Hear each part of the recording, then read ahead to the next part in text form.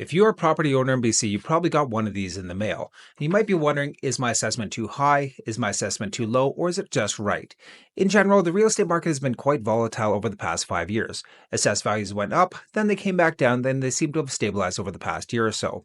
But what do you do if you think your value is too high? Should you appeal it? In today's video, I'm going to run through a quick guide of what your assessment means, how to fight a high assessment, and if you are thinking of selling, make sure you stick around as a high assessment might help you with the sale of your home. Before we get started, let me introduce myself. I'm Scott McDowell. I'm a realtor here at Royal LePage Westwin Realty, and I run a real estate team here in Kamloops. My team and I have over 20 years experience in real estate in Kamloops, so if you have any questions regarding anything real estate related, make sure you reach out to my team and I today with the contact information in the description. And if you do find this information helpful, please help us out and do us a favor by hitting that like button and subscribing to our channel. First off, it's important to note that a high assessed value doesn't necessarily mean that you'll pay higher taxes when the tax bill comes around in July.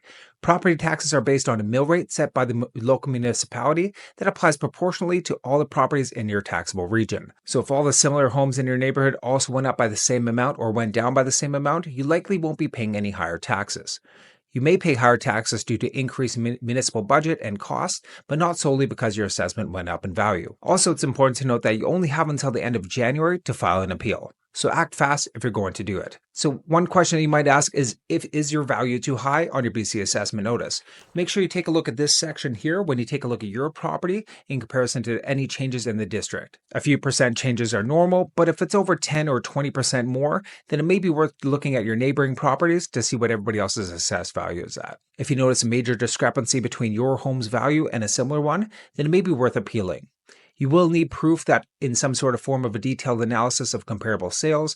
For example, if you know that your home doesn't have the same brand new kitchen renovations that maybe neighboring property has, but is still valued at about the same, then you may want to provide interior photos of both homes for your appeal. Generally, interior upgrades or renovations don't have a substantial impact on your BC assessment unless it's an absolutely original home compared to an updated home top to bottom down the street.